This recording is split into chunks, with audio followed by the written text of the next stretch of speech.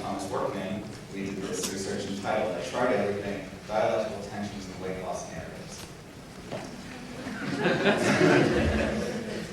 I was drawn to this research specifically because weight control is such a significant problem in the United States, leading medical professionals to coin the term an obesity epidemic. It's also an obsession of our culture. We talk about it all the time. I don't know anyone who doesn't have a friend, and even in our keynote speaker, talking about how he's glad he's not the only person who's put on a few pounds. We all obsess over this topic. Look, everyone recognizes Jared Fogle from The Subway Guy, Kirstie Alley, and the Oprah Winfrey stories. The reason for the title dialectical tensions are that these are pretty easily described as two conflicting points that are definitive to an experience. In this study, we examined weight loss success stories from across the internet, searching for a meta or master narrative, which is just a script that people use in telling their stories. It's how we go about plotting out our stories and what meaning we take from them. Using dialectical theory to examine these stories, we believe these tensions explain the meaning-making process of the individual that are adopted from broader sociological and cultural ideologies, or the hegemony. It's basically, those people who are in control of society. We performed a qualitative analysis using narrative structural analysis, which focuses on how the elements are ordered in the stories, the meaning created from the experiences, and how those are projected to navigate thoughts on the future of weight loss experience. For the analysis, a representative sample of 18 out of 200 reviewed stories, plus the stories of Jared Fogle and Kirstie Alley and Oprah Winfrey were utilized.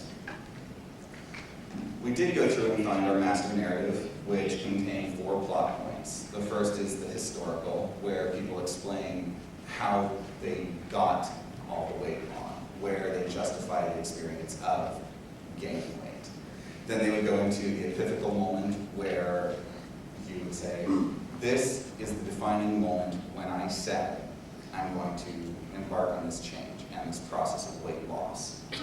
This would move into the action portion, where they start explaining what they do, what behaviors they've taken on, and the agencies that they would start to employ. Finally, their outcome. And since these are all success stories that we find on the internet, it was the happy, the end. In these stories, we would then go back with our dialectical approach, and we found 3 universal tensions: the tension of motive, agency, and outcome. The tension of motive is basically the why I did this. Was it a medical reason? Was it a societal reason? Did I start this process because my doctor said if I don't, I'll become diabetic? Will I have a heart attack and die? Or would this be because society says, I'm not pretty enough unless I do that? And in all of these stories, both of these would show up. I had a sound medical reason for doing this, and at the same time, I'm doing this because society says if I don't do it, I'm not as valid as the next person who has done it or who is not overweight. This would then move into agency, which is internal versus external. The internal being, I did this. I am responsible for what has happened in this change within myself. And then, almost in the same breath, if you were talking to someone, they would say, I couldn't have done this without X resource.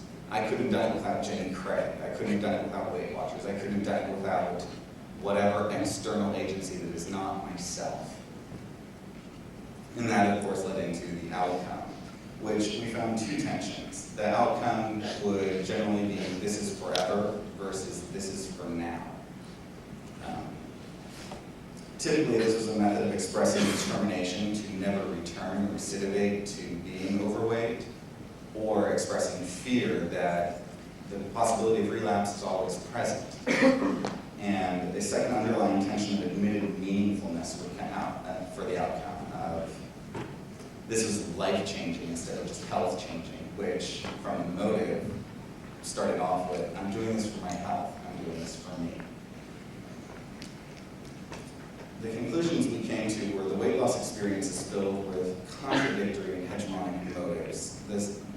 What society tells us to do and what our health tells us to do, very, very conflicted and very difficult for people to really process through. There are competing tensions of personal versus commercial agency, where you're doing it for yourself, you're doing it because society tells you to, and you struggle with how you're told to do it. Weight Watchers says you have to do it this way, I have a point system, I have all of these methodologies of success, and they only work because they're our magic pill. Finally, we have the problematic definitions of success. In the outcome story, people don't know when they're done. When have I actually succeeded at losing weight? When am I complete? Do I ever stop having to struggle with this battle? Or is it always going to be with me? Have I succeeded? Is it when society tells me I have? Is it when my doctor says I'm no longer in danger? When do we have success?